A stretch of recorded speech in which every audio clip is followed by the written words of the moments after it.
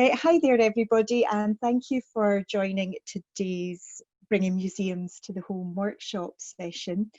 So I think this is session 8 already, which is on virtual museums. And this, I think now we're coming to the end of the first part of the programme. We are going to be looking at delivering some further workshops. We're just sort of looking at developing the content at the moment and just sort of finalising dates for those. So in the meantime, if you could just keep an eye just on the Expo North website, that's where we'll put information up about the workshop sessions.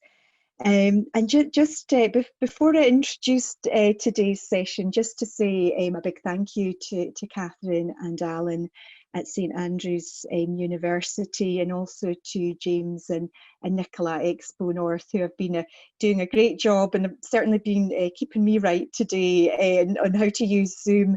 But yeah, I've been doing a great job in just managing the tech side of the workshops.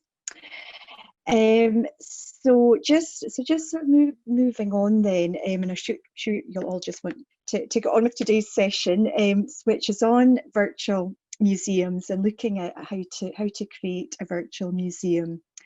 So that's what the first part of the session will look at: creating a virtual museum for an organisation, topic or site. And then the second part of the workshop, it's going to look at, well, it's a panel discussion that will focus on virtual museums in the ages of pandemics, climate change and conflict. And it will look just at the role of virtual museums for promoting and preserving heritage, particularly in these sort of quite difficult times that we find ourselves in at the moment. There's been a slight change to today's workshop in that we have Lorraine Thompson from Interface, who is also going to join in today's workshop, and Lorraine's going to provide an overview about the work of Interface and the products and services that we thought that you might be interested in hearing about.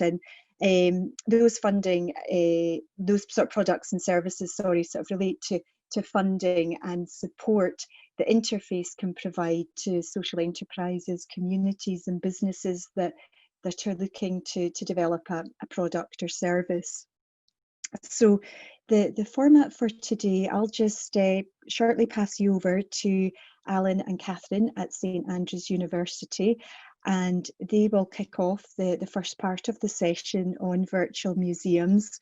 We will then we will stop for a break, and when we come back, we will then hear from Lorraine from Interface, and then we will open up for a Q&A session at the end.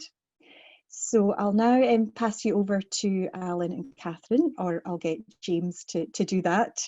Now I will unmute myself and we will start. So thank you, Anne-Marie, for that introduction, and thank you, James, for setting this all up for us. That's great. It's been a pleasure working with you. You've been so tolerant and efficient and effective over the piece, and like agreeing to slot in an extra session at really short notice was much appreciated, because yesterday was Windrush Day and we had a session on virtual museums where we looked at the Windrush example, and that is online if you want to have a look at it. And it has a premiere. There's a piece of poetry which is performed for the first time about the Black Lives Matter movement. So we were really pleased about that, and feel free to have a look at it.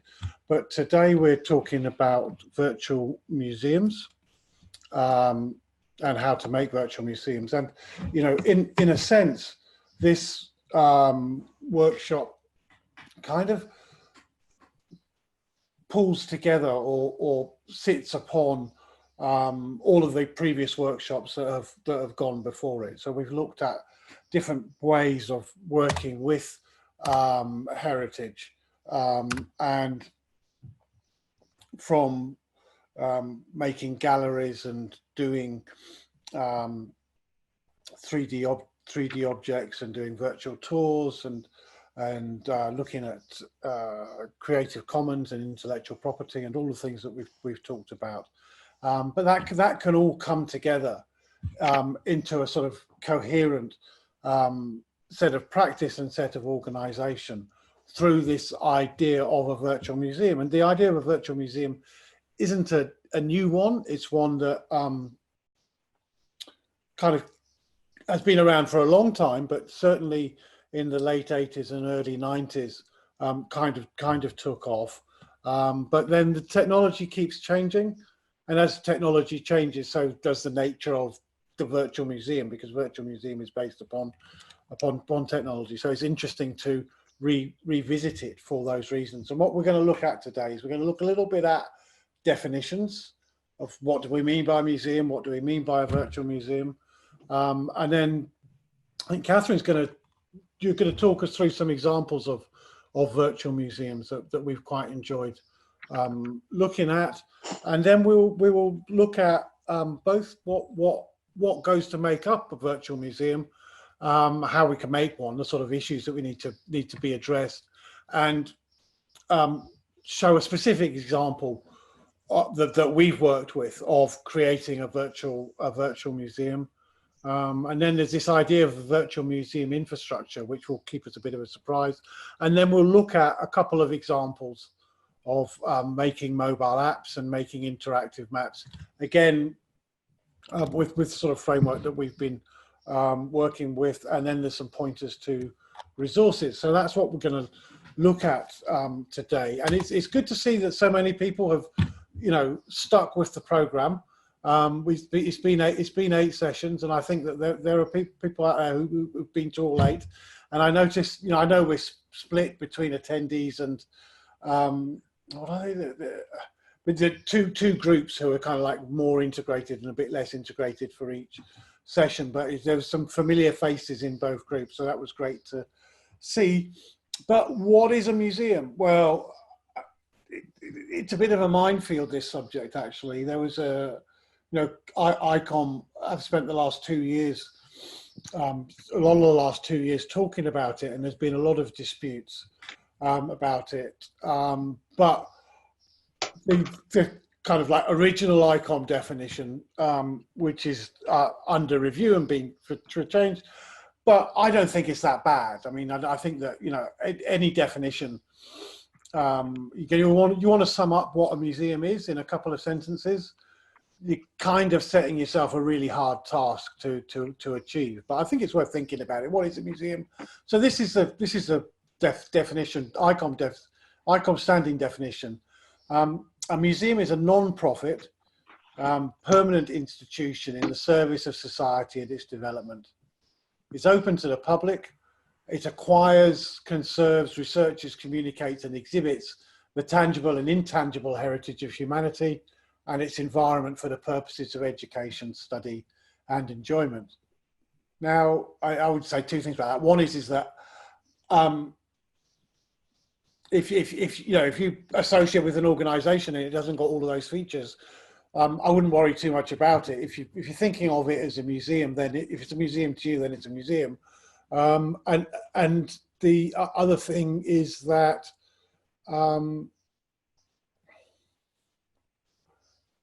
that was the main thing. But I think that it does capture the other thing is that not everything to do with heritage has to be a museum. There's lots of really great heritage organisations and sites which clearly aren't museums, and a lot of the activities that we talk about in this process clearly aren't museums. So we're kind of interested in, I'm kind of interested in using digital technologies to promote and preserve heritage. And museums are an important but not exclusive part of doing that. So if that's what a museum is, then what is a virtual museum? And this comes from VMUST, which was a very big European project, which did a lot of great work in defining what virtual museums are. It's a little bit old now. I think it's like just over 10 years ago that it started, and I think it maybe finished in 2013. So, but there's a link there, and you can go to that link and you can see all the virtual museums that were around at that time. And it's quite an interesting thing to do. But it says a virtual museum is a digital entity that draws on the characteristics of a museum in order to complement, enhance, or augment the museum experience through personalization, interactivity, and richness of content. And I think that's the sort of things that we're wanting to do. I mean, it does kind of, for me, it kind of begs the question. You know, we've got this sort of physical museum and we've got this sort of virtual museum. But hang on a minute, if a virtual museum is complementing and augmenting and enhancing the museum experience, at what point is it just part of the museum? You know, if we're using digital stuff to enhance an exhibit, you know, at what point does it stop enhancing it and just be part of it? It's part of the exhibit. So I think that we should think about museums as having physical and digital and virtual components, and that both of them are equally important parts of the museum. So I know it's kind of a bit weird because we said, well, we're going to have a workshop on virtual museums, and by the second slide we're sort of saying, well, hang on a sec, are there really such things as virtual museums in any case? But it is a term that's thrown around, it's used a lot, so I think it kind of captures the area that we're working in. But I think that we just need to be a little bit careful about this separation between the physical and the virtual, if for no other reason than I think that a big goal is to get the physical and the virtual to work together in harmony, you know, and so that's that. So, and I think that what Catherine's going to do is she's going to look at some of the virtual museums, and these are pretty much web-based ones. So they're ones that have been accessible to us all within the context of pandemic, and so we've kind of focused around that sort of idea. And you might notice a little bit of a Windrush theme through it as well. But I'll pass over to Catherine now. Catherine, thanks. Yeah, okay, there you go. Yep, thanks. Well, what I was going to build on from your virtual museum definition is that, you know, all it says is a digital entity. You know, what does that mean? What does that mean as a platform? What does that mean as a method of delivery? What does that mean? You know, it's very open. So it can be web-based. It can be, you know, delivered via the internet. It can be delivered to your mobile phone. I can envisage it as an app. You know, it can be full virtual reality, because when that definition was created by, like, if you look at the VMUS, to like, and most of the things, a lot of them are like, you go into this virtual environment where a museum has been recreated. And that's one idea, you know, that's one vision of what a virtual museum can be. But it's a very broad topic. It can be in the museum, it can be out of the museum. You know, the delivery is all different. So I am going to go through some more web-based ones, but know that it can also be, you know, a mobile phone, mobile app. It can be something that's placed within the museum as like an interactive. It can be something that's completely out of it. So anyway, so going through examples, I'm first, and I have mentioned Google Arts and Culture before, just because it is, you know, it is Google and it is out there to use.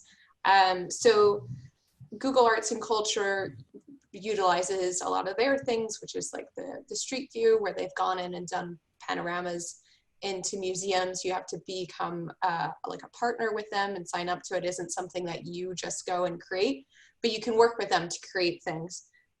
So it includes images and video. So if you go to the next slide, it can also include exhibits and story mapping.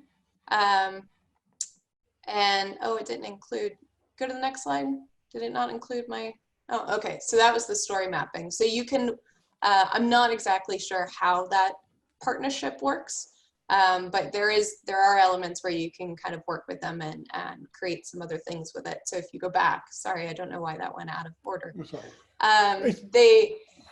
Go ahead, sorry, Alan. Oh, I was just going to say that I think Google Arts and some of these European, I think they're good to look at, right, for getting ideas about, you know, how to structure things and how to organize things. Mm-hmm. Yeah, no, it's a fabulous way to to start and to get ideas. But they will have, so this one I was just talking, well, about Windrush, and obviously that it was topical because it was Windrush Day yesterday. So you will see things that are, you know, topical for the day or of the time coming up. So if you want to go to the next one or two, next.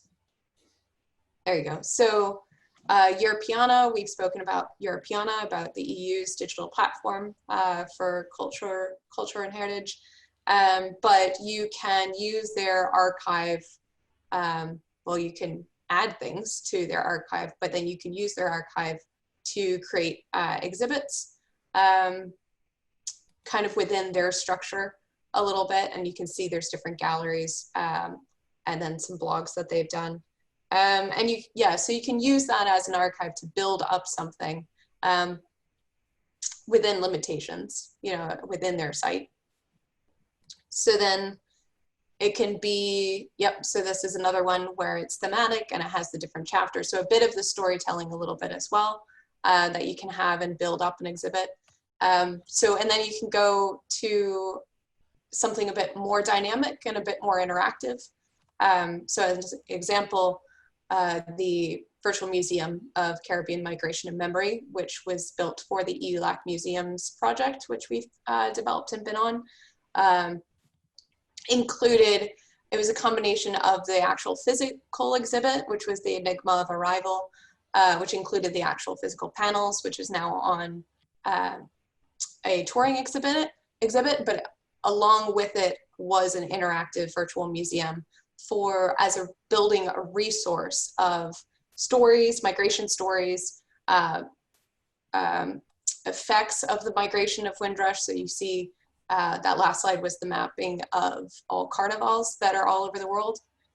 So you can see the disbursement a little bit, but also that you can do things by like adding that one more step of creation, you know, making it so this one in particular is open where you can add your own story, and that can either be just text or a video, but putting in the starting location, destination, you know, and then it's adding it to the map, and it's building up this resource where maybe we would, you know, a museum, and this was driven by the Barbados Museum and Historical Society, they might have not been able to get those stories and reach out to the public to gather that in one way. So this is one way to do that. And then as people add things, then it becomes more vibrant and diverse.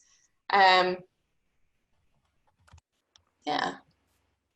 So I think, do you have anything to add, Alan? I wanted to kind of show the breadth of what a virtual museum could entail a bit. I just, for this, I enjoyed kind of looking through the Europeana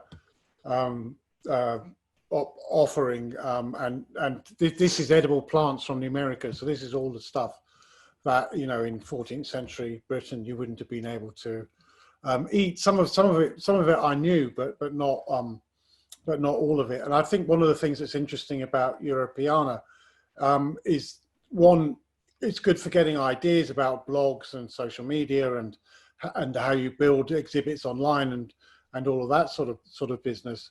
But also, although we haven't actually uploaded much to it because there's a whole process associated to it, it's been good at looking at for like how they handle intellectual property issues and how they handle metadata issues and how they kind of aggregate together different organizations. So it's a really, really interesting example of a virtual museum that does more than just be a web page where you can see some pictures, but there's a whole kind of like infrastructure behind it, which enables them to have, I don't know, something like 50 million exhibits, 50 million items in their exhibits and stuff. So that's was of interest, but it was great seeing stuff about the Windrush as well.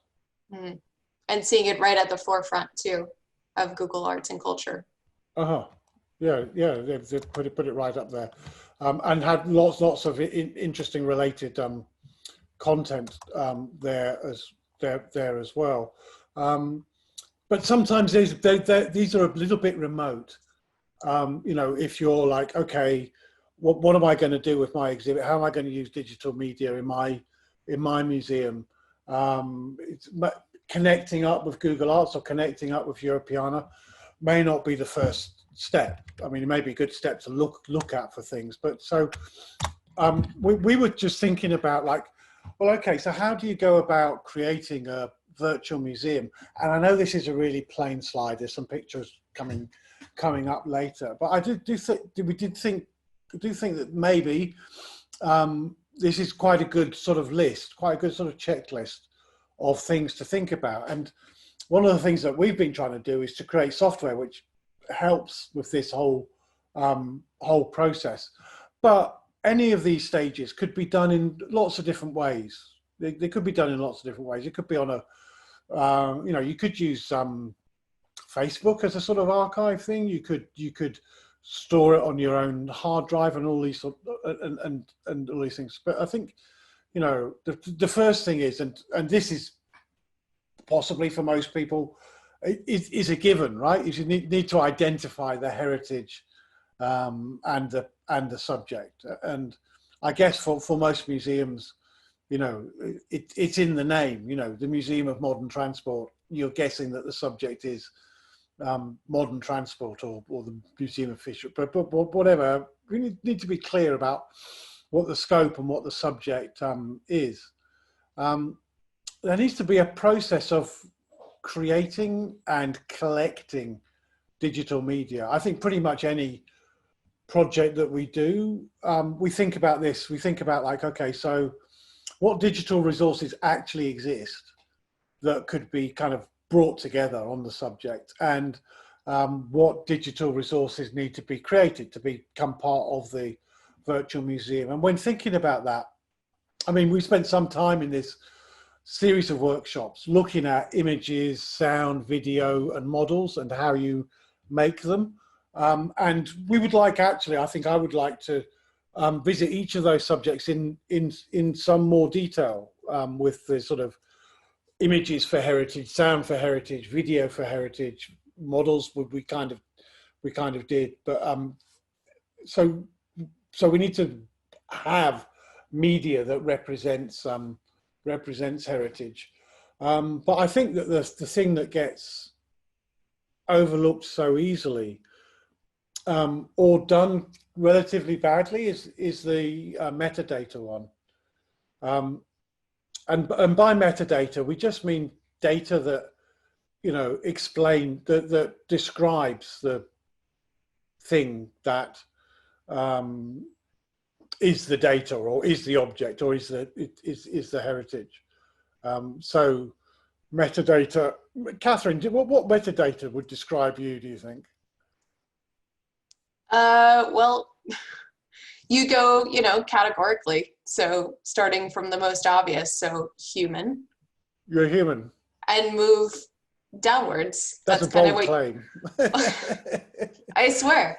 Yeah, so your name as well. So that's metadata. But that's like, if you start with the most broadest of term, then at least that's something, and then you can work your way down with the more information that you have. And then, so at least you're gathering, some, and that's what you kind of do in collections management, is that you go with whatever you have, and then you start working your way down to be more descriptive. And it's that similar thing, if you only know that it's stoneware or something, and you only know that, and the color of it, and the diameter of it, maybe who brought it into the collection, or maybe not, at least that's something to then put in. I think some metadata is so much better than no metadata, because let's be honest about it, most collections of files are a bunch of files sat on a hard drive with names. I mean, the name is the name of the file, and it can be really weird and esoteric. So, just a spreadsheet which has got like the name of the file and the name of the thing that the file is about is just a godsend. That's such a huge step forward from what exists most of the times. But then adding to that a bit of a description is just fantastic. And it can get complicated, but there are standards that can help, which means that, I mean, one that we've been involved with using is Dublin Core, or the sort of that sort of family of standards, and that's great if you're working with a standard, because you can go, oh, that's what name, that's what that means, or date, that's what that means. Somebody's already sorted out the definitions, you know, for you. But yeah, I think it's kind of weird that we haven't had a session on metadata. I'm not quite sure how that happened. I think we meant to have one. Maybe that's something that we could kind of return to. But I think that it's really important to have some, and a little bit goes a long, long way, and it helps provide context. It makes the resources much more accessible, and it makes them discoverable. If there's a name and a topic, then people can find it. We put it online, and then this metadata can be searched. So I think that that's important. Then creating an archive which links the media and the heritage. So again, this is something that could be done on a hard drive. It could be done with a spreadsheet. It could be done with a database. But that, you know, the media, the files, need in some way to be associated with the heritage that they're describing. And a good archive would also provide that support, but also control the input and the output, so that you can find things using it, and you can get them out of the archive in order to be able to use them, but also you can control how things get changed, so that you have a kind of set of rules and regulations, which means that you can make sense of where things are and what they're going to be like. So yeah, I think that that's really important. And then the next, these are the exciting bits then.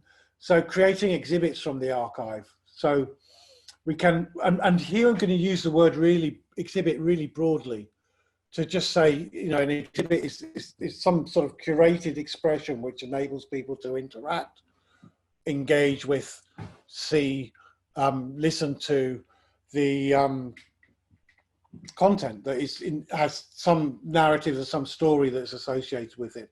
And that could be a mobile app, it could be on the web, it could be an exhibit, it could be an installation inside the museum, it could be a combination of these different things. But you know, and I think that this is really important, because I think that most digital projects kind of start the other way around. They start with like, oh, we want to have a mobile app, or we need to have a web page, or we need to have an exhibit. But if you start from, well, what's the heritage? How can we create media that describes it? How can we build exhibits out of that? Then suddenly you have a bunch of resources that can be used in several different contexts, not just in the one context.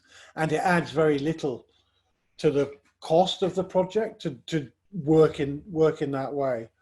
And then I find the fun bit at the moment has been connecting with social media. Maybe that's just because I'm weird, but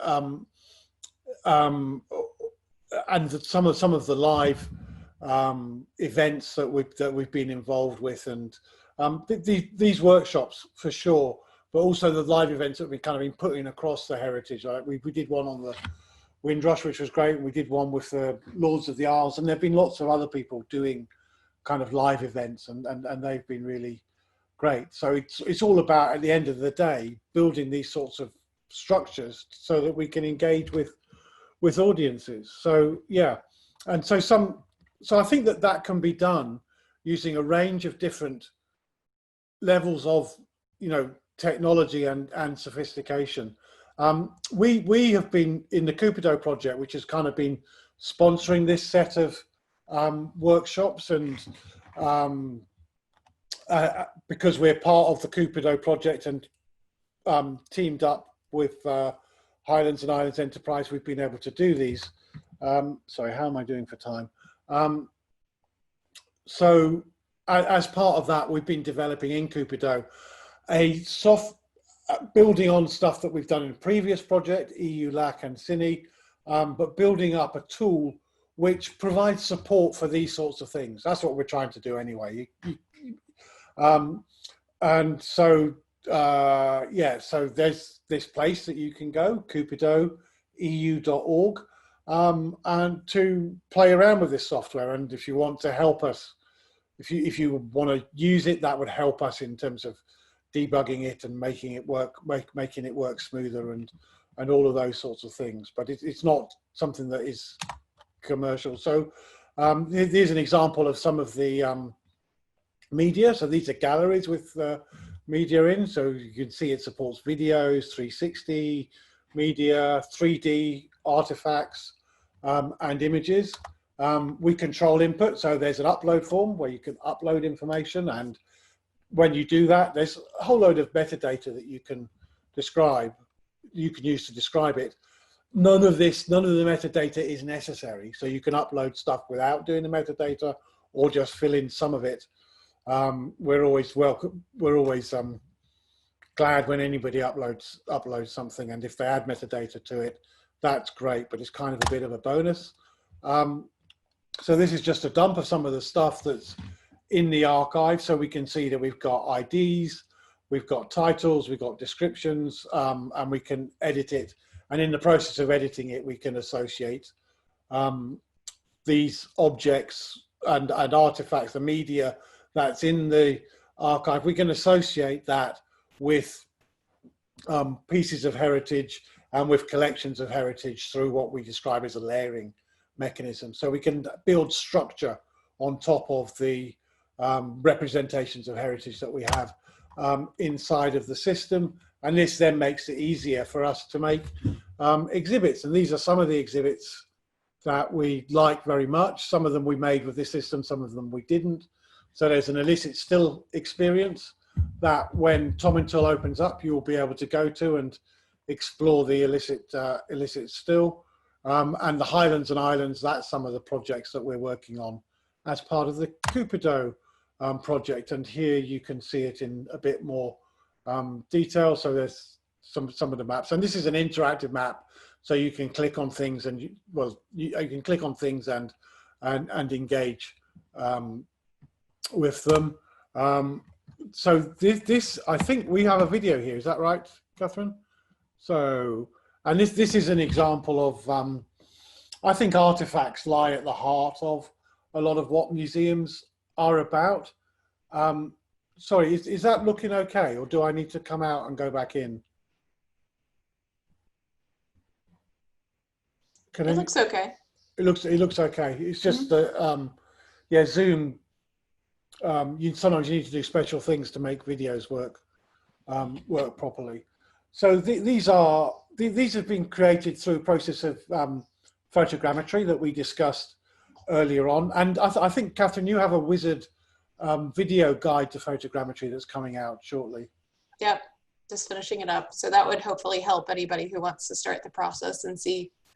And I've taken it through with the same object, so I'm not like skipping and being like, oh, look, I've processed something else. I'm done it all the way through. It wouldn't normally take this long. I've just been kind of putting off the audio. I should just finish it.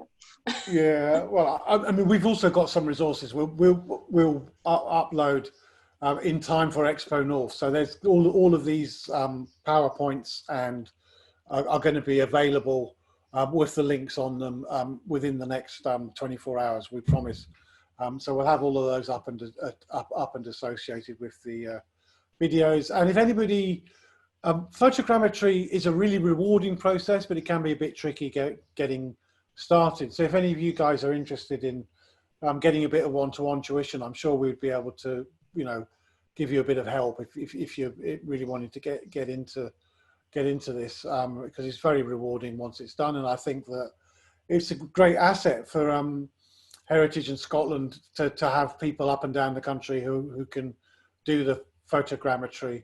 And this is in the Finlagan Trust, heraldic lion. So the Finlagan Trust on Islay.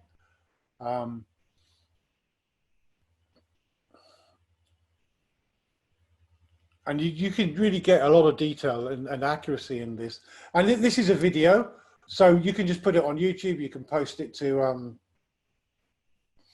Facebook, and people can see it. Put it on the web page, no problem at all. And we're actually we're recording, we started the process of recording commentary over the top of it, which is great. And also, but also there's a model that is more interactive, and you can get that from Sketchfab, and similarly that can be embedded. So one of the great things about, I think, whenever you have a 3D model, it's a lot more tractable. You know, you can move it around and do these sort of things and zoom in on it. And maybe we could have done some of this with the moving about with the actual artifact, but it would have been difficult to, and hazardous, you know, particularly for delicate things like eggs, because they can get dropped and broken in exhibits at exhibition. And there it came up, the eggs handled with care. Egg box for North Uist. So there we go. I think that's come up really nice. There's a nice detail on that. And Mary, who I think is in the audience, we did this with her a few years ago now, but it's been seen away. So I think that I think we'll move on. Brief. Oh, I don't want more videos. What's the next one? Oh, this is a bogwood chair. That's great. This is up at the Time Span Museum, and that's actually in a digital exhibition reconstruction of Cayenne pre-township, Iron Age pre-township, and this is Callanish standing stones. Again, this is done through using photogrammetry. I see somebody moving it around to make the video, not using the automatic spinning that we have perfected since we made this video. So there's all sort of progress is taking place. And if I hit escape, no.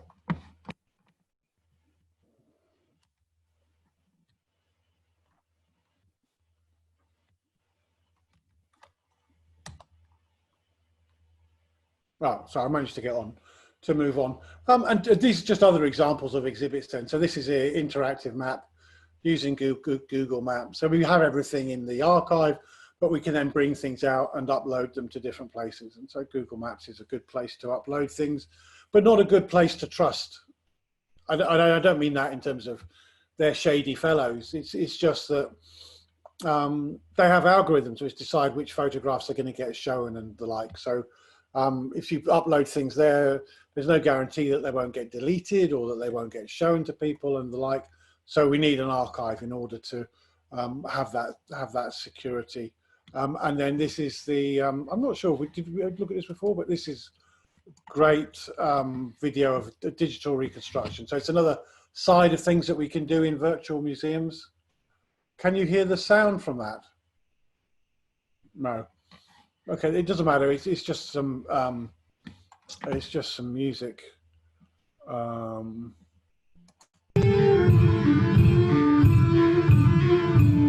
Maybe you can hear it now.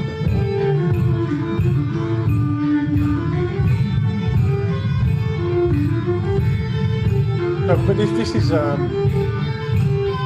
now it's basically a lake with the remnants of a canal in the north of Skye, but in the Viking era it was a Viking boatyard. So this gives an idea of some of the sort of exhibits that we can build using the virtual museum infrastructure. Virtual museum. So, and with that, I think we'll just move on.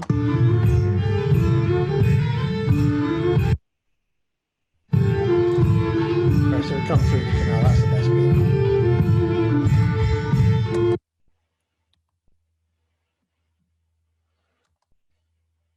And this is an example of a live session we did with digital reconstruction up at Finlagan, bringing together historians and the like. And I think it's always a good idea to, you know, these live sessions are really easy to do. We've kind of outlined a way of doing it with Zoom. You just log into Zoom, connect it up with Facebook, get a few people together, do a discussion, and you can then use photographs or videos from your archive in the live discussion, and it just gives a nice structure to it.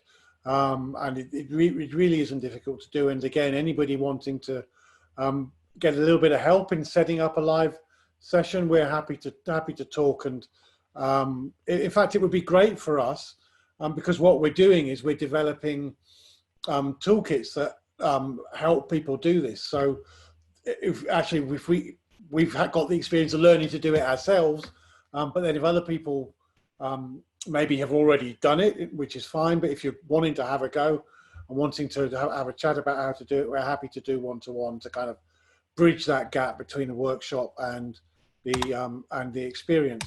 So then we can make this sort of virtual museum. The infrastructure that we've been making is aimed at supporting that. So part of the infrastructure is these workshops. So we're wanting to create materials that help people make the sorts of things that go into a virtual museum. So it's our idea of the infrastructure is it's not just about a web page that people can look at. It's about supporting the processes, many of which mirror processes that would take place inside of real world or physical museums, and creating toolkits that include resources and templates, workflows, and then also creating systems and software. And so, yeah, Heritage Studio, the idea is that we are putting some resources in here, but also Expo North have page and resources, and we'll be putting things there as well. So that's great. And the infrastructure that we have means that an organization can sign up. So these are some of the organizations that have representation, and each organization then gets its own page. So resources that get loaded into the system go onto a page for that organization, making it handy for them to then use it as a repository or an archive to then share out to social media or to other places. This is the sort of structure of the software systems that we've been developing. So we have a collection management system that's at the heart of it. The one that we're used is called Omica. Omica is open source, it's free, it's widely used, and it's standards compliant. So feel free to have a look at Omica and see if you can kind of use it directly. We've built around it to make interfaces for making apps, and for making maps and for making other things. And I think Ian's going to just step us through briefly the processes that we use for making like a mobile app, which would include virtual reality apps, and the process for making an interactive map. All right, so yes, we use the Omica backend system with a plugin to, well, a modification to the, in addition to the exhibit system for creating apps.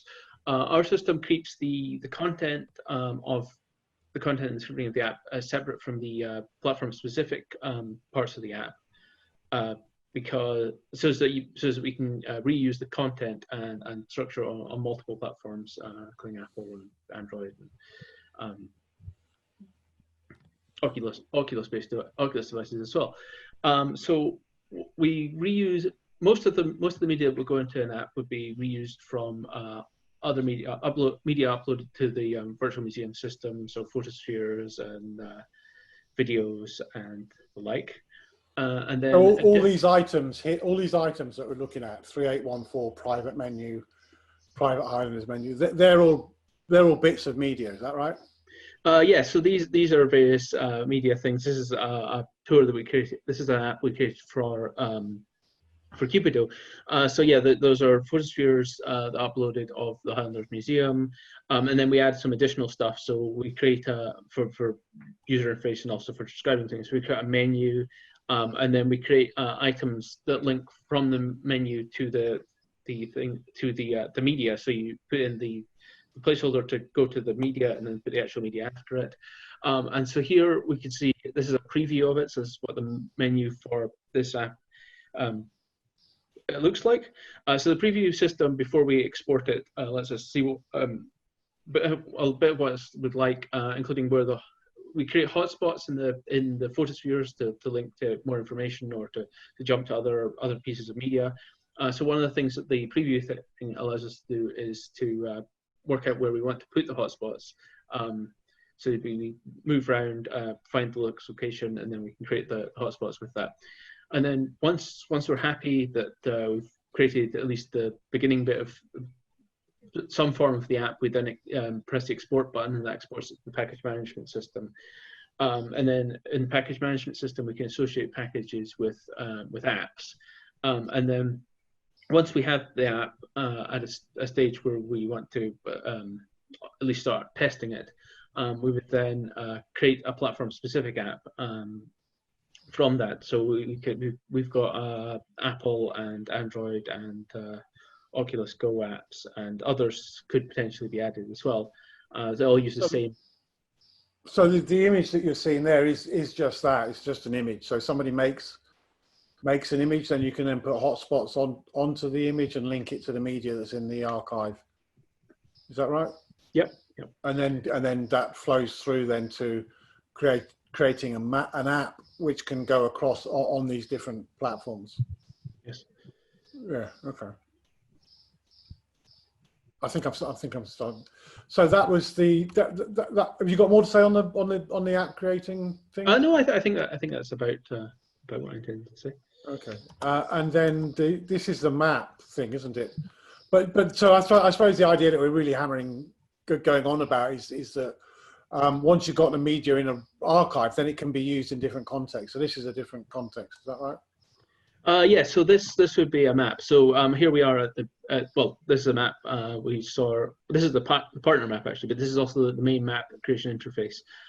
So the first thing we'd want to do, and you can do these things in different order, would be to look through the layers that we have, select some layers you want, and then quite possibly also create some new layers that collect together media and sites and organizations and stuff. Right. Yeah, once you've decided on creating a new layer, we go to the next slide.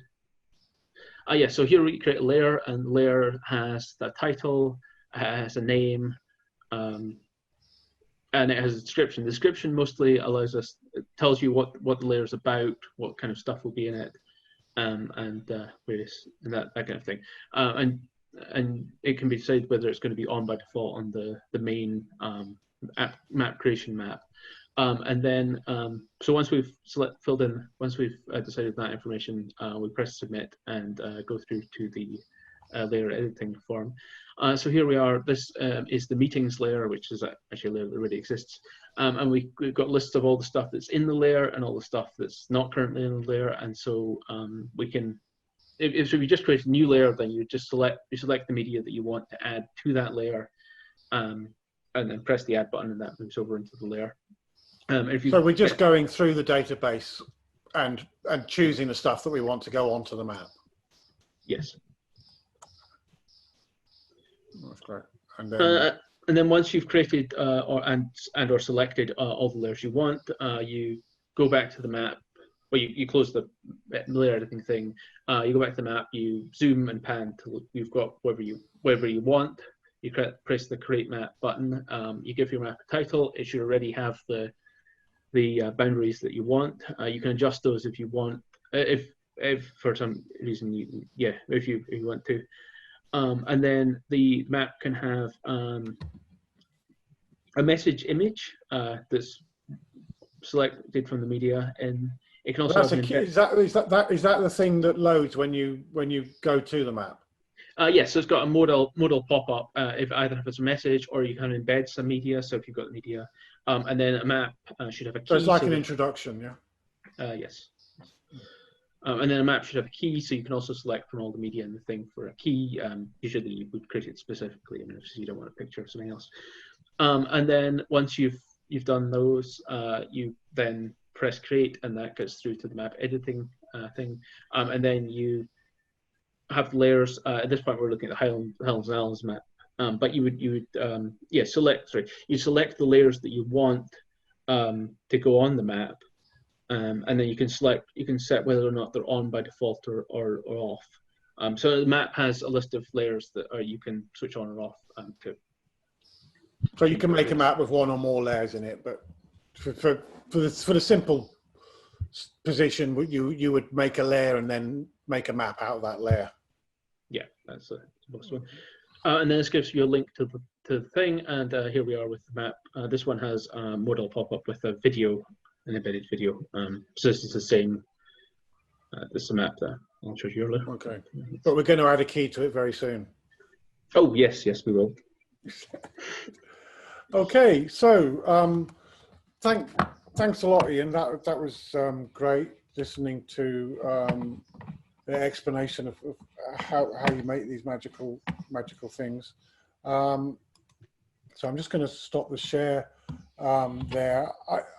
I think what we've tried to do is kind of like have a bit of an overview of where virtual museums sit, and then try to break it down into what are the fundamental things that go to make up a virtual museum, and give some examples, some wider examples, and then some examples of technology that we've been working with as well. But other people have been working with these sorts of technologies and doing similar things. But I think that's what we've tried to do, and I hope that that's been useful for people. I think that it would be good if we've got a little bit of time, if there's any questions before we go to a break, or maybe Catherine or Nicola, maybe you want to chip in. Sorry to put you on the spot there, but you know, because you have so much contact with different museums and different projects around the place. Yeah, just there's lots, I guess, happening across the region, especially many have been embracing more digital stuff over the last kind of few months. I think in terms of virtual stuff, mostly Tai Kersiva and Timespan that you've been talking about, I've been taking part in their events and following a lot of the stuff they've been sharing, and it's a really nice and different way to engage with a lot of their heritage, which you maybe don't get a chance to. And I think I'm quite interested going forward at how we think about how that becomes more for remote participation, how we make sure that we kind of grow people that are engaging with it. But I think a lot of the other museums that are doing some new things that are growing, I think West Highland Museum are here today. They've been doing some great stuff recently, looking at their own podcast, their blogs, and some digital mapping too. So, and these are all different elements of virtual museums. They're all things that people can engage with online. So hopefully these workshops are helping to support them to do that, and there'll be more examples going forward. Sorry, I'm not sure if that's what you're looking for there, but I hadn't. No, it's great to hear what's happening, you know, across Scotland. So that was. Yeah, I mean, I think as well, another one who I'm not sure if they're here today, but Ullapool have been doing some great stuff. They've even gone on to using things like TikTok to engage and doing 1-minute histories, which are a great way to just sort of tell a story quickly and be able to share and get a younger audience engaged too. So that's fab. I have a student who's doing TikTok, heritage and TikTok over the summer, so maybe he'd be interested in getting in touch with them. The Chinese government have TikTok as a major platform for promoting their museums, because they see it as a way of you know, reaching out to younger people. And yeah, I mean, I love there's a story. One of our guys that we work with at Expo North, Dougal Perman, who is an expert in live streaming and remote participation, talks about a Chinese student that was working over here, and he did a project with a museum in, I think it was Yorkshire, and he said, look, could I just look to live stream your talk? And they were like, sure, thinking maybe it would bring an extra 20 people, but he managed to link in to all these universities in different contexts through China, and they had thousands of people watching it in the end. So there's all these, I think, opportunities to kind of find different platforms. People are interested in the content here, especially within Highland history and what's happening across all the different parts of the Highlands and the different stories they've got to tell. And there's those connections in China, Canada, America, Australia, and beyond that we could really be tapping into to help more and people be aware of our heritage. Yeah, I think so. Just to come and visit in the future, but also as perhaps people don't travel as much through, oh, have I broken up? You've all frozen. I can hear you. I can hear you really clearly. Nicola, oh, not now. Though. Oh, I'm back, I think. Yeah. Yeah, it's saying my connection's a bit unstable now. I think maybe my kids have started watching something downstairs. Sorry.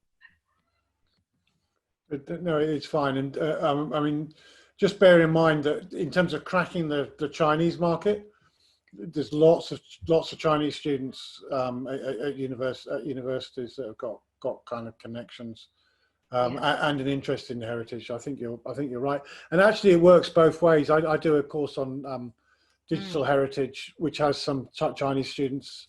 Actually, a good mix of international students, and one of the things that's good about that is that you know, they do projects telling us about some of the heritage that they're doing. So they've got, one of the projects was doing intangible heritage about paper cutting and the like. So it's, yeah, maybe it would kind of go two ways, but that's yeah. Well, really... I think, as what I was going to say, I think before I froze as well, was just with climate change and people not looking to travel as often as well, there's how can people still engage and have that, and it might be just once in a lifetime trips. So if they become a more informed user and a more informed audience member, then they'll maybe plan that once in a lifetime trip to come to you because they've engaged and they've got experience of your organization, the stories that you're telling before they do that. So I think in a world of changing way people travel and how they'll travel, I think that's quite an important thing to bear in mind too. I think that's so true, and I'm conscious we haven't really talked about how you would use these technologies in different parts of the user journey.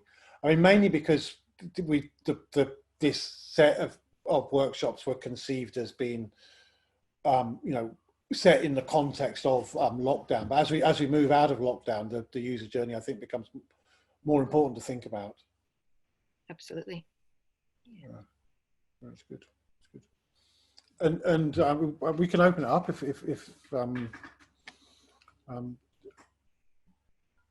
go for it, Asa. Hi, hopefully you can hear me. I just wanted to ask Alan, you went through at one point 3 different examples: Google Arts and Culture, Europeana, and a third one, and I just didn't catch what that third one was. The third one was the one where people had uploaded their own stories. I was interested in that one. It's a virtual museum of Caribbean memory and migration. Okay. Catherine is now going to correct me. Migration and memory. Migration and memory. If you go to eu-lac.org, okay, there will be a link to it on that page. It's just, yeah, eu-lac.org, then /VM Carib. So VMCARIB. Okay, thank you. But in fact, we'll put a link in. Yeah, we'll put a link in to it. I just thought that sounded, there's something about the organisation I work for, that because it's a community-owned island that's very close to the village that we all live in, and I just imagine there are so many stories within the village about the island. So I'm just interested in that. Oh yes, I mean the work that we did there would transfer very nicely, I think. I think it's about making it easy, isn't it? It's trying to find ways of making it easy to collect people's stories, collect and organise people's stories, because it's all in people's brains, but it's getting them out of the brains into stuff like that. Well, and especially with that one, you know, with the virtual museum, the Caribbean, it was, well, a lot of the story or a lot of the history is just with notable figures, and then kind of one version of history where it was not really more Caribbean focused, and wanting to get the stories from people with migration. You know, it was my grandfather, it was somebody, you know, not ones that you would normally see in the museum or in your history books or something like that. It's how do you gather that, you know, that's the real history that's being told, and how it's all affected that community as well. So absolutely, because then that builds a more, you know, like a deeper understanding of history too. It was a nice discussion we had yesterday with people from North US talking about migration, and people from the Caribbean talking about migration, and I think it's really nice to try and you know, because these are kind of living histories within people's memories, to get the sort of, I mean, the sort of well, Natalie's on. I just saw hi, you, Natalie. If you want to, since we're talking about your museum, if you wanted to talk to it. Oh, do you want to give a plug for the stuff that's happening in Reading? Oh, hi everybody. Hi. Hi, Good Natalie. morning, Hi, Natalie. afternoon, evening. Yeah, I think I just want to echo everything you guys are saying regarding the virtual museum. I mean, the Barbados Museum and Historical Society are one of the, I guess, kind of community museums or museum institutions that participated in that wider EU-LAC project. And, you know, to be able to kind of collaborate on collecting oral histories and sharing them in this very lateral platform. I mean, I don't know if you guys mentioned previously, but the virtual museum is open to anybody to submit. So it's not necessarily going through like an administrator. It's supposed to be accessible to everybody.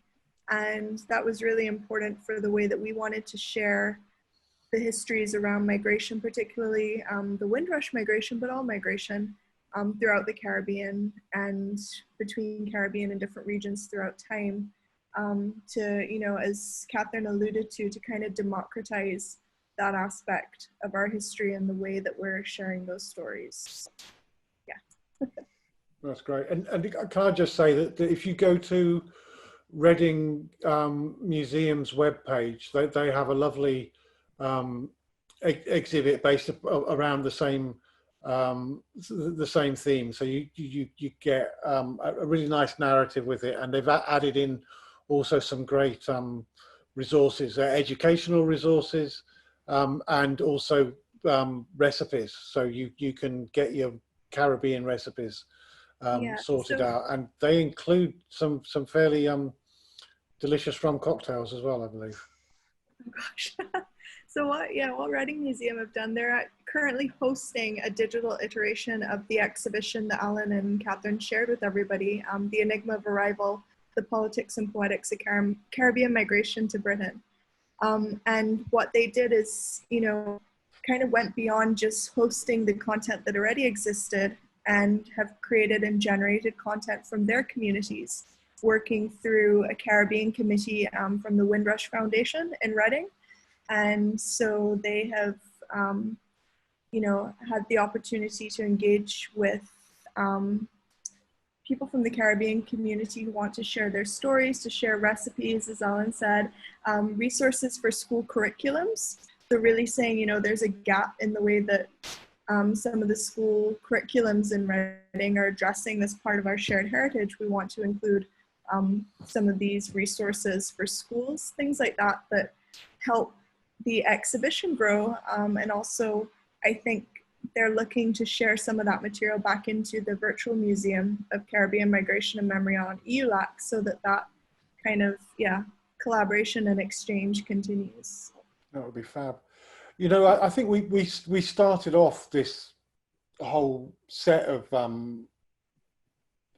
seminars and workshops by thinking about what is fundamentally different about what changes when you move from the physical domain into the digital domain. And the two things were one is that communication is much quicker. You know, things can be transported across the world at the speed of light, pretty well, technically at about 2/3 of the speed of light. But that, you know, digital stuff moves really, really quickly, and it can be copied.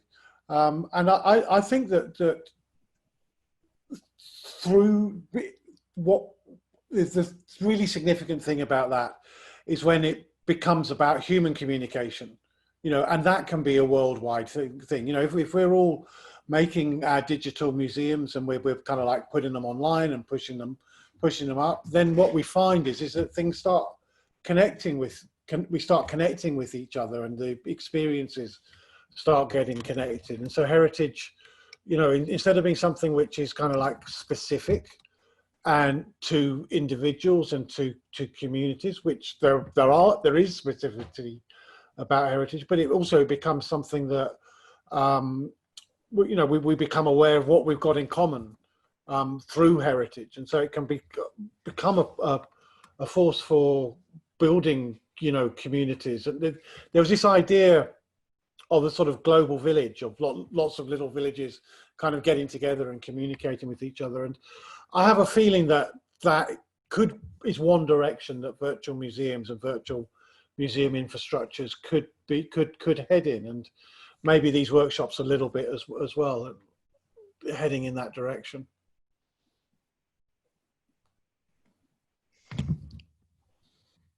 Sorry, that was just, yeah. So I think we're going to take a break very soon. But just a sort of final opportunity. Anybody want to make any questions or throw any specific comments out? And then if not, what we'll do, I think, James, we're going to go for a break. And after the break, Lorraine Thompson, who is here from Interface, and we're really pleased that she is here, taking the time to come and join us, is going to talk a bit about how Interface can team universities up with museums and heritage organisations to take the sector forward.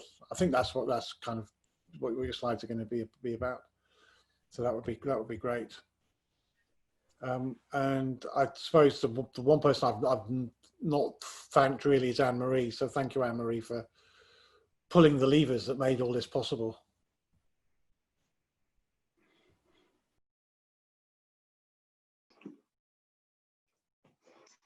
Thank you very much, Alan and Anne-Marie, for the invite to come along and talk today to let you know more about Interface at the 8th of these really useful sessions, which I've taken part in as well. Also to talk about the funding options that we at Interface administer for projects that are between organisations, businesses, individuals, and any of Scotland's universities. Increasingly also the funding can be used towards college collaborations and also some of the research institutes. Thanks, James.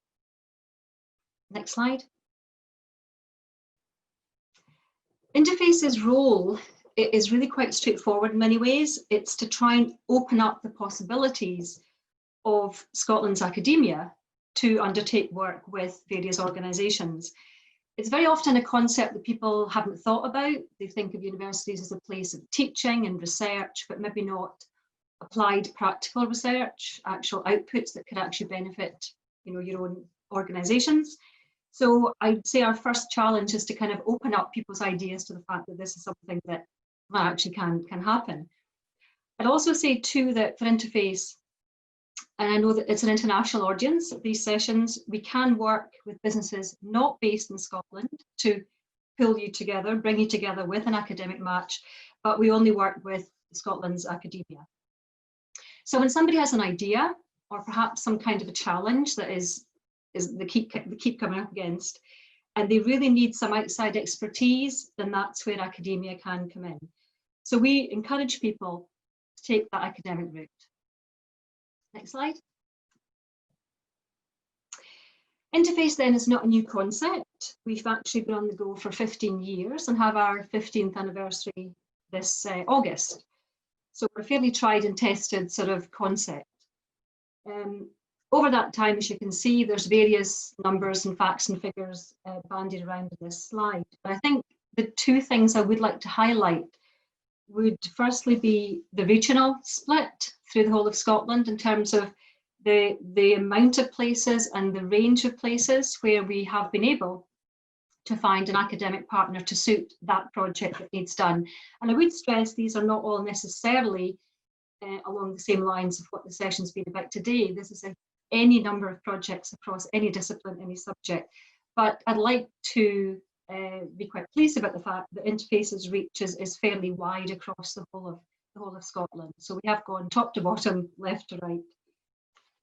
The other thing I'd highlight from this slide is the 83% figure. So these sort of interactions, these projects with academia are not just nice to do and useful to do, they've actually ended up having real business benefits to that organisation. They have made an impact. There've been real concrete benefits to going down that route. So they've been really helpful. They've increased footfall, they've increased sales, they've increased income, they've gone towards securing employment, or even increasing employment. So the academic input into you know, an organisation can really make quite a big difference to how that place succeeds. Next slide. So really this is a single slide to try and explain how interface actually works. And we're really here to try and make this whole journey as simple as possible. Very straightforward. The key thing to start with is an idea or a concept that you might have. And I'm quite sure that there are many people there with ideas that are just not articulated, not defined. They're in somebody's head or they're across many people's heads. And that's often where we start. People just haven't really fully thought through what it is that they actually might want to do, but they know they want to do something. So that's where we come in initially. We encourage the academic route, but we try and help to work with you to try and get that all written down into some kind of shape and form, into a sort of project form. So we're good at asking lots of questions and trying to get information back. So that is often a very good first start, because you know these concepts are often just not really hard and fast. What we do then with that project form is that we're trying then to really sell your concept to a university. We take on board the promoting of what you want to try and get a university on board. And so the better job we do for you, the more likely there is to get some interest. Once you've told us about your idea and your concept, once we've scoped it out for you with your agreement, we then try and find the right partner. And so there are 19 universities in Scotland, lots of colleges and so on as well. But I think having had these sessions, especially the one today we've been part of, but I know it's one of 8, and you've heard about the wonderful talents of St Andrews and Alan and Catherine, it might be you want to look no further. You've actually found the partner that you want right here. So that's perfect. That sounds like a good choice. But certainly beyond finding the partner too, we are here to try and help with funding options and kind of sealing that deal. And I'll come back to funding just afterwards.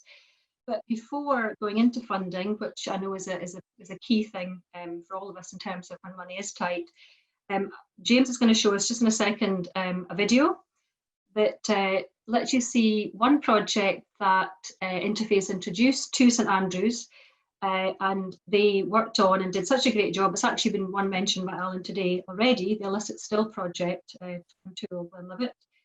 It was actually presented to the Association of Scottish Visitor Attractions as a real exemplar of how to go about developing a virtual reality experience for visitors. And as Catherine might remember, we even got Nicola Sturgeon to give it a go, which was at the centre promoting a press release about digital activity. So she enjoyed it. Thanks, James. Untitled Glenlivet Development Trust is a regeneration company concerned with the social, economic and environmental sustainability of Untitled and Glenlivet. The trust started running the museum in 2014. This year we've just had a £500,000 refurbishment, including the Highlands and Islands Enterprise Year of History and Heritage funded virtual reality exhibit. So we really wanted to think of something that would really tell a little bit more about the landscape as a whole. So when we were looking to do this project, we were thinking, okay, well, what can we do that links both the cultural and the natural heritage side?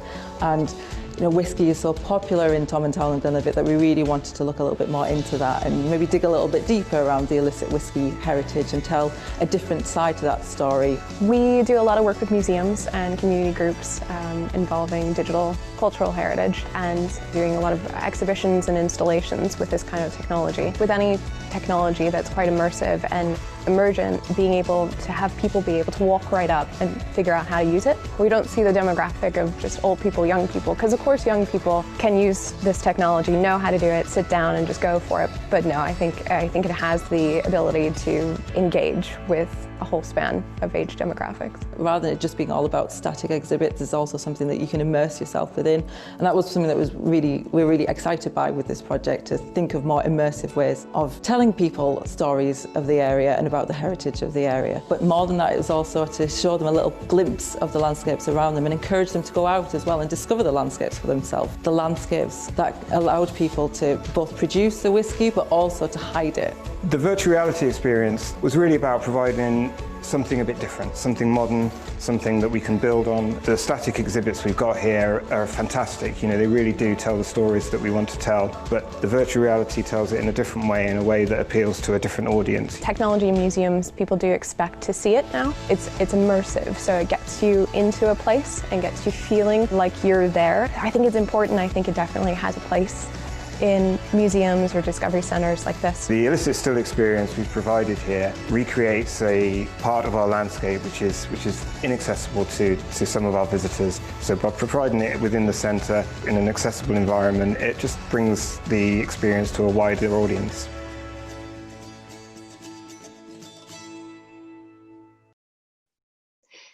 So for projects like that to be undertaken, as you can imagine, there would of course be costs to the university to take on such a project. Now, these sessions have given you so many ways of doing things yourselves, and Alan and Catherine have been, and Ian have been so generous with their knowledge, and there's so many good things there that you can pick up on, and I understand this is all happening already. Quite a few of you apparently are already making inroads into some of your plans, having had the sessions. But it may well be so that you decide actually you would also like a professional piece of work carried out for you by academics. So that's where these various forms of funding come in. I'm just going to run through them. There's a few more slides afterwards with quite a bit more detail on the details there, so that when we finish the session, you can maybe look at it, you know, yourselves to make maybe a bit more sense of it all. But certainly one of the key ways of funding a lot of these projects, including the one that you've just seen as an example there, is the innovation vouchers. These are vouchers which are up to the value of £5,000, which would go to the university that you're working with to undertake a project, and that's looking at developing a new product, process or service. There is no cash cost to the organisation for that project to be undertaken. What's expected there really is in-kind contribution, which you would do anyway in terms of your time and your input and your feedback. So there's no need to put any cash into that particular type of funding. There's a new voucher also called the Workforce Innovation Voucher. I think we're all trying to get our heads still a wee bit around quite what would be defined as that, but it's more about support, the innovation from the university supporting the workforce in an organisation, so that they then can produce innovative products in relation to the customers. So it's more targeting the skills and the abilities of the workforce. Again, no cash contribution for that, it comes to the same value. Beyond both these vouchers, there can be follow-up. There could be a case of a postgraduate student coming to your organisation to work, and that would be to embed the findings from the work on the innovation vouchers. So that's up to 3 months. Again, no direct cost to you, but that of course would mean a bit more supervision and a bit more time to have somebody actually physically there. The final one in the slide, advanced innovation vouchers, are for really much bigger projects. The minimum, for this one, there is a cash requirement from an organisation. The minimum amount for that is £2,500. But the more that you are able to put in, the more that you can get in match funding to make that project go much further. There's other funds out there, Heritage Lottery and so on, and as Interface, whilst we're there to help you find your partner, we're also there to try and fund whatever it is you decide together is going to happen. So we do keep a good lookout for other funding pots as well. I said at the start that whilst we can help non-Scottish organisations finding an academic partner, the funding unfortunately is only for Scottish organisations. That doesn't go outside Scotland. It's funding provided by the Scottish Funding Council, and whilst Interface administers the funds, unfortunately we don't get the chance to decide who gets them or not, but we do our best to make the very best effort in terms of the application that can go in. Okay, James, next one. So just a little bit more detail then, as I say, just to maybe refer back on the two types of vouchers. The standard one is to do with outward facing innovation, and that's a new product, process or service. The workforce one is more to do with inward innovation to support your actual workforce. So it's how these things are defined and interpreted. And again, you know, because we are that middleman between the pot of money and the funder, we really do try and direct you in the right way to try and get the keywords and the right promotion of what you're trying to do. But augmented reality, virtual reality can be categorized as eligible as a new product if you can pull out the value to the organization and the wider economy. It's something unique and innovative.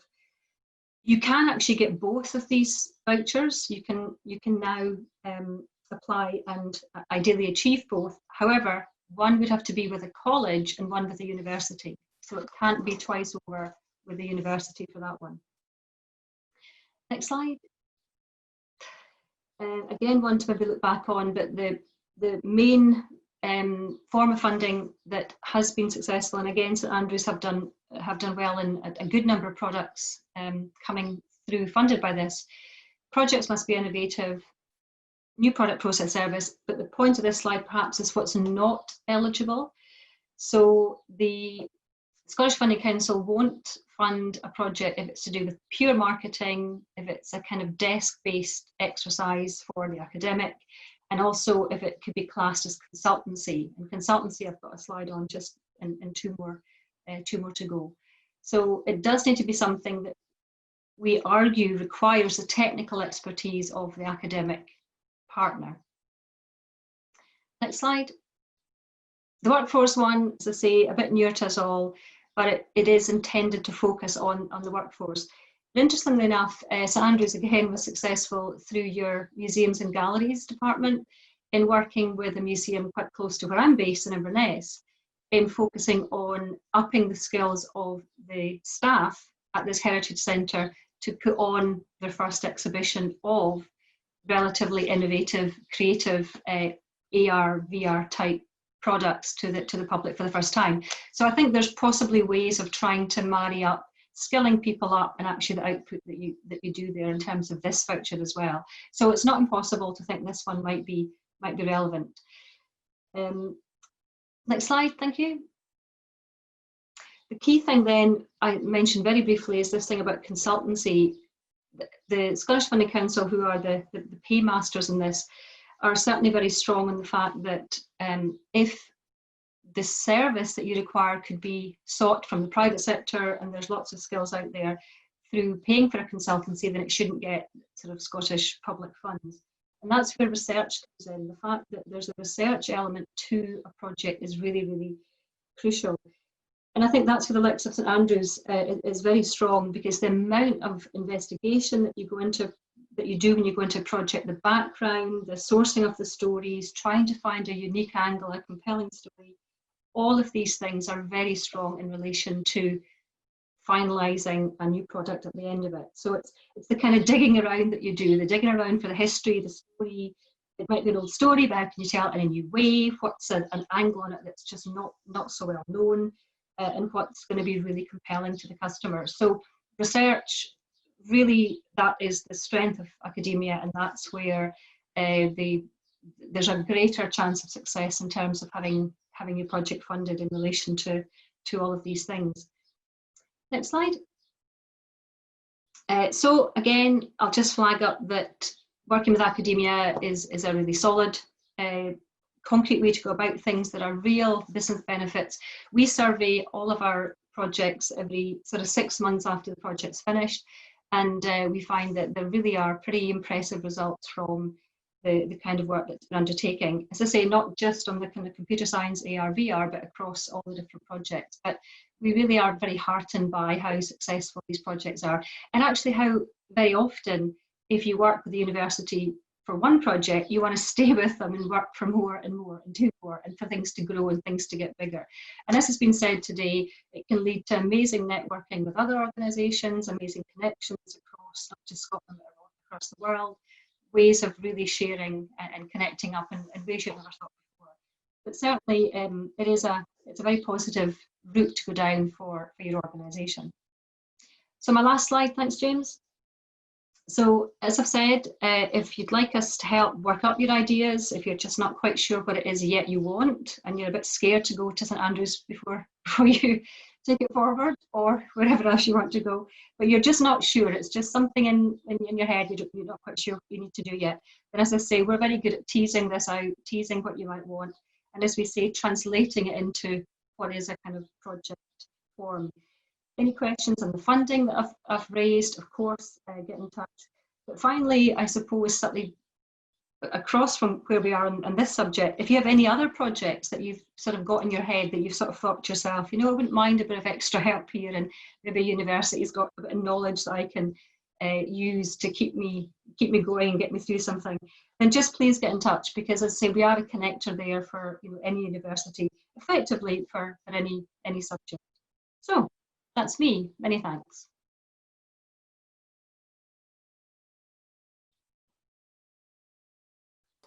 Thank you, Lorraine. It was also to say as well, for the video that we shared as well, we'll pop the link to that in the comments for this session on Facebook as well. Just it can be a bit of a glitch sometimes through on Zoom, so there'll be a proper version online for everyone to watch afterwards as well. Does anyone have any questions at all, or anything that you want to raise at this point?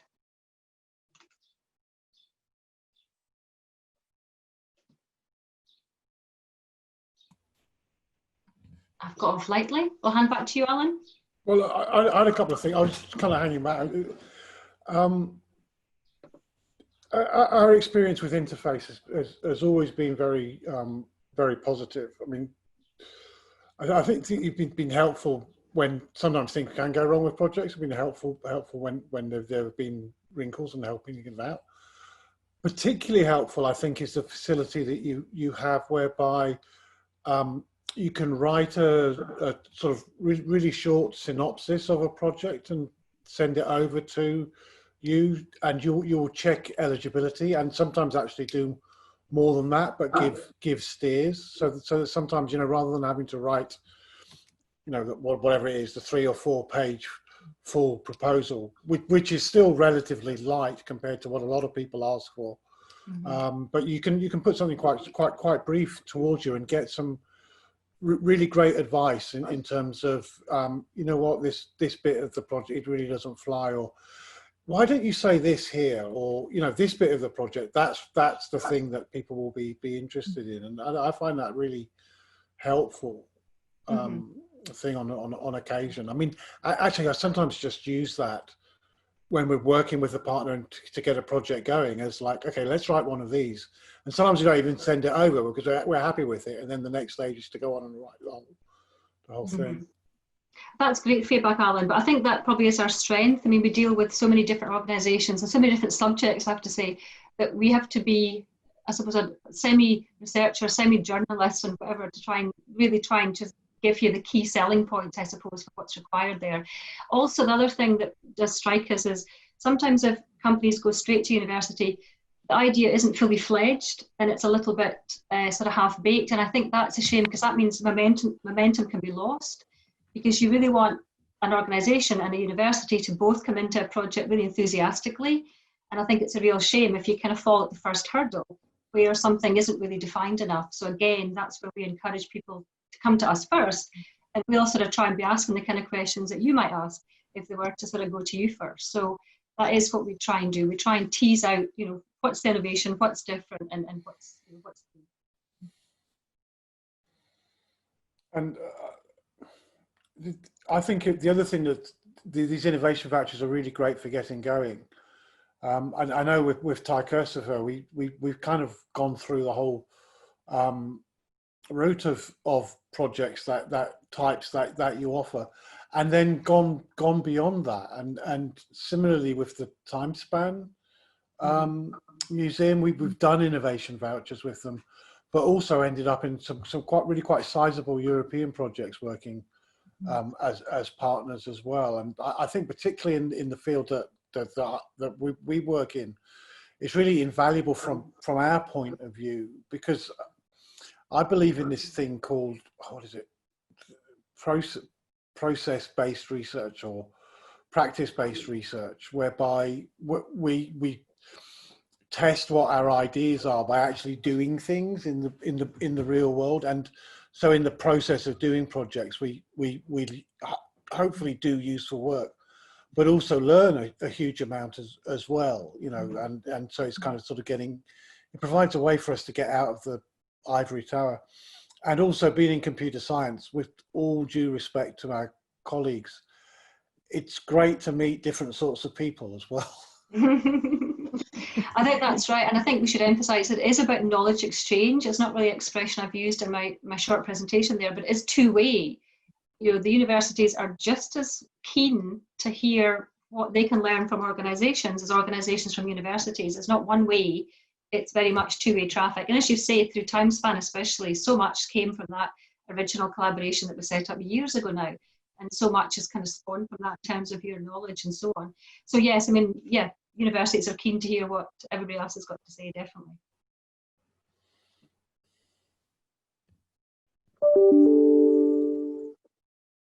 Fab. The spotlight is on you, Anne-Marie. Yes, that's fine. No, Lorraine, I just wanted to come in just to say, no, thank you very much just for contributing to today's session. And I know Alan and I discussed it, and we thought it was just quite a nice way to round off this first part of the programme. And just for anyone, you know, that is interested in looking at developing a digital heritage project, then it really is worth getting in touch with Interface, and you know, and also Alan as well.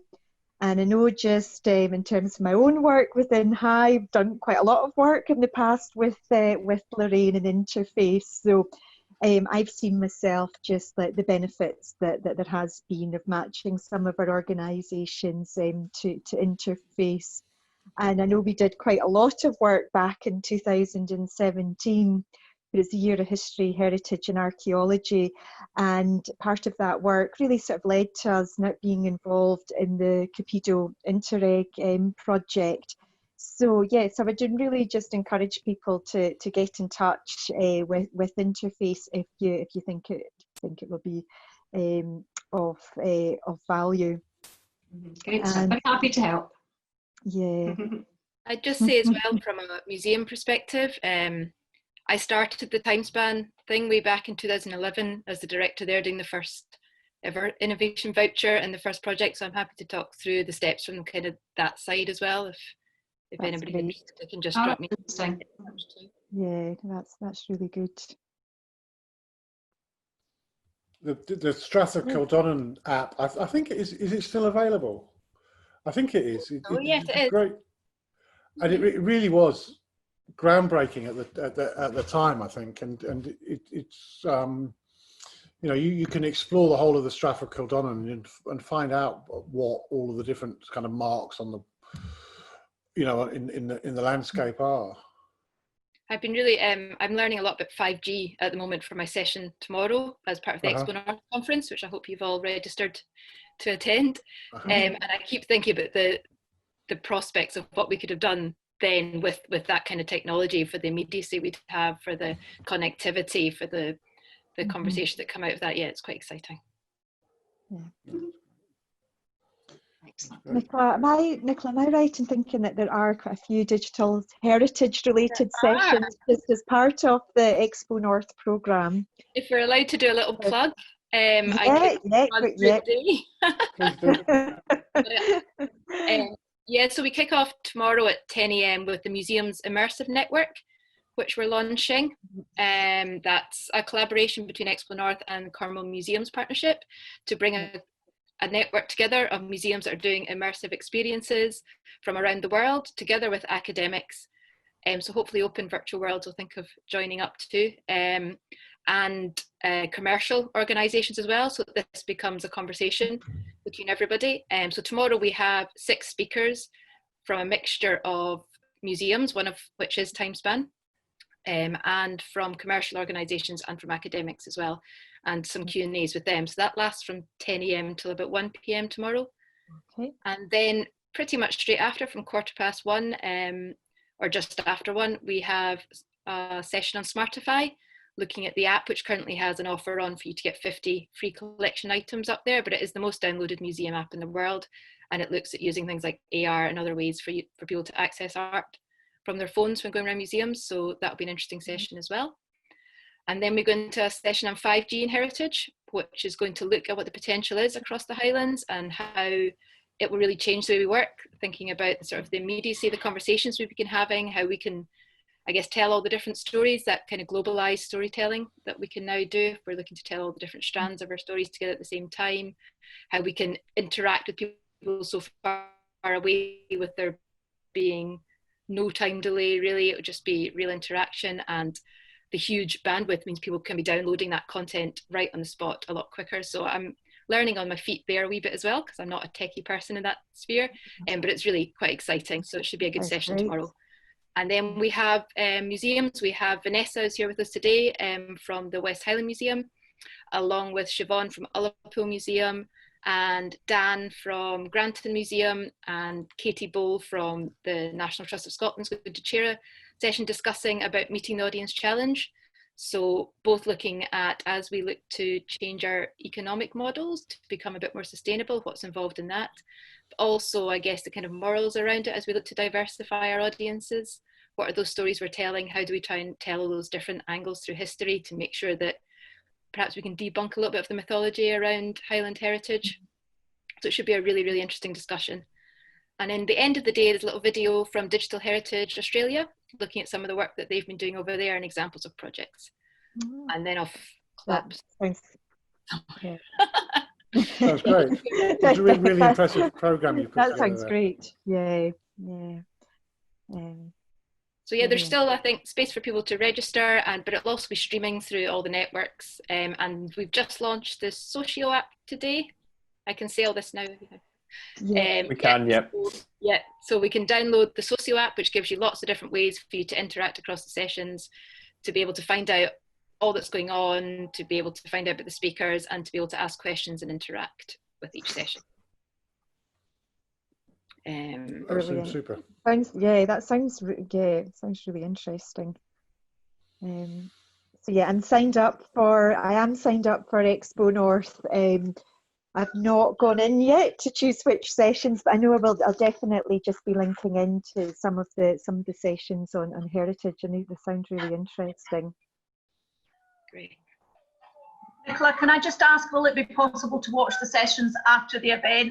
I won't be able to do it tomorrow, but I would be interested in looking at some of it. They are all being recorded, yes. So yeah, I'm not sure. They'll be posted on our Facebook and on our website as well, James? Or? Every session for Expo North will be recorded through, and it will be repackaged for distribution later in time. However, if you do register for it, there is a function that you can replay certain sessions. So if you can't make it tomorrow, you may be able to replay things on Thursday that happened on Wednesday, if that makes sense. Registration is available through Eventbrite, and you'll find that at exponorth.co.uk. Great.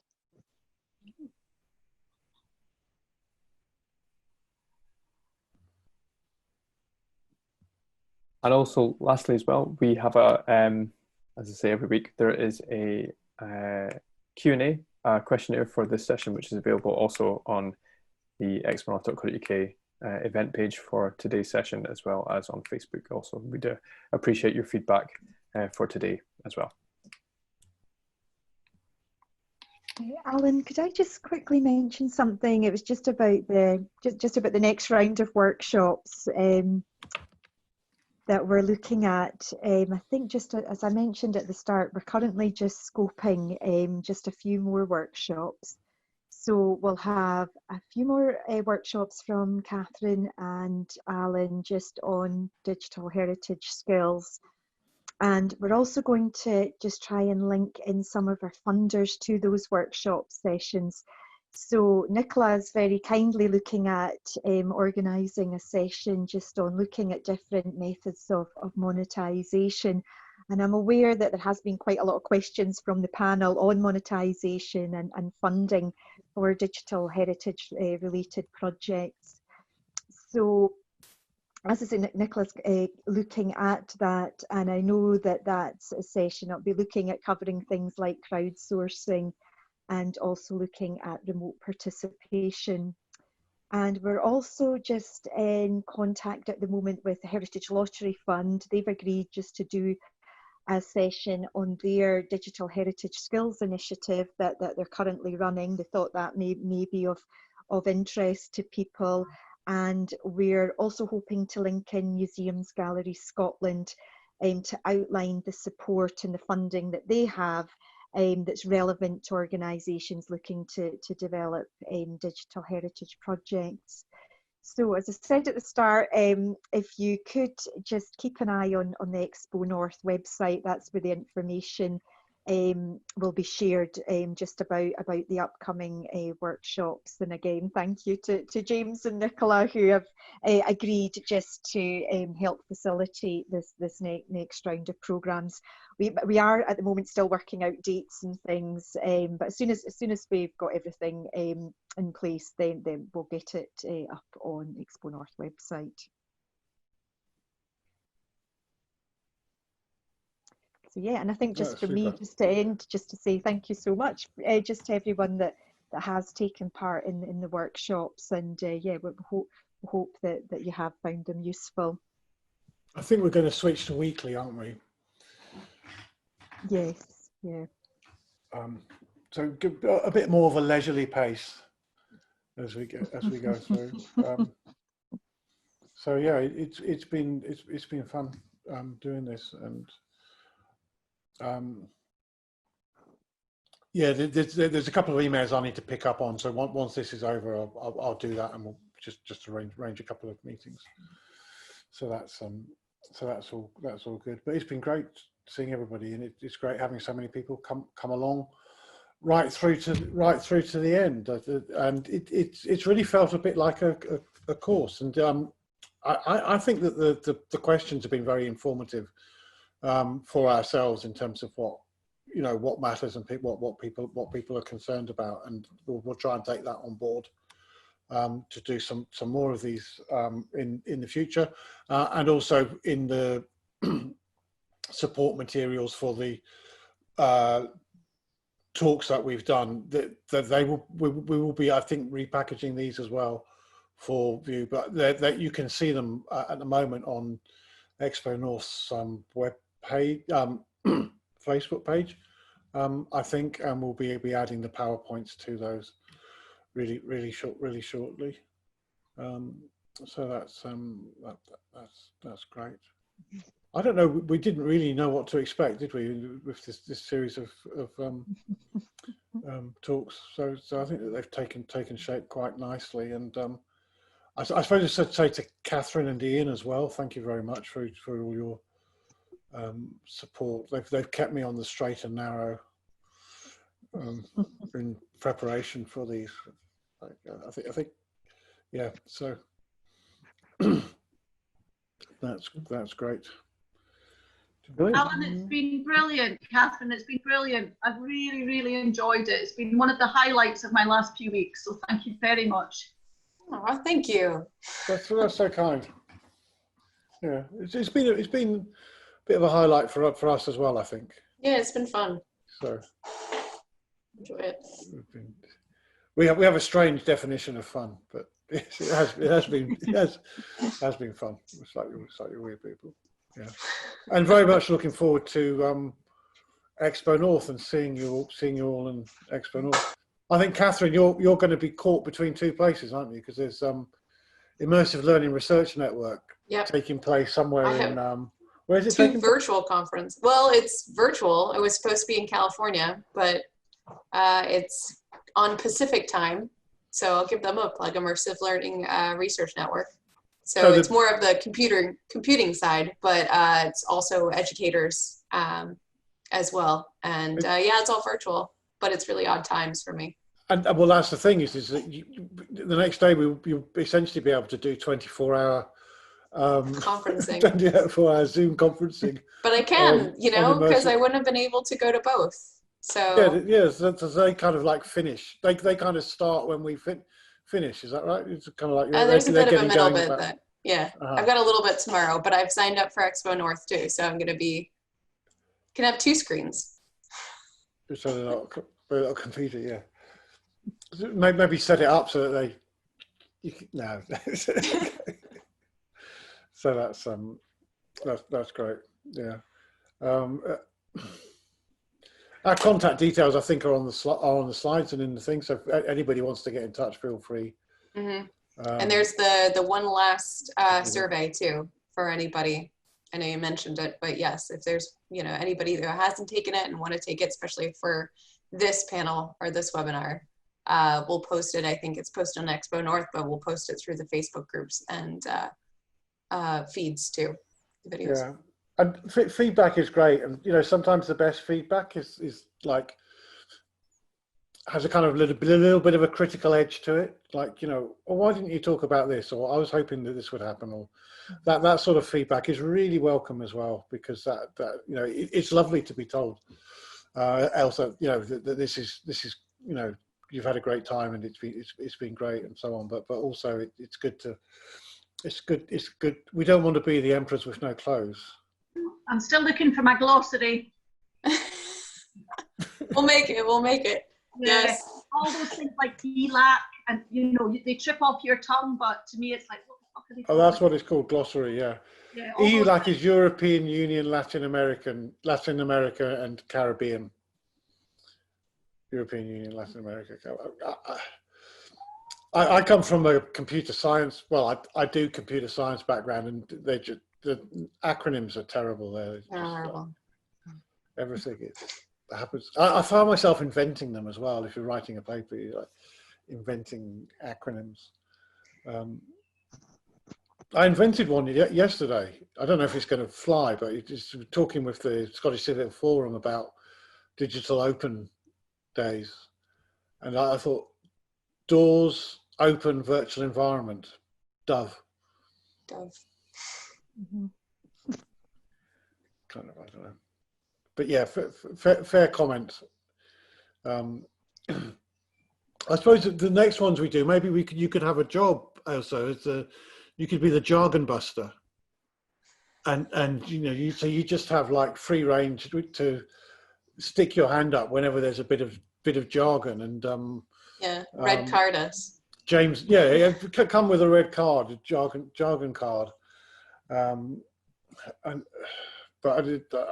I actually really like it when it gets stopped in mid flow, and with a question or like a jargon buster thing, because it means you can then explain it instead of kind of just keep going in your own little bubble.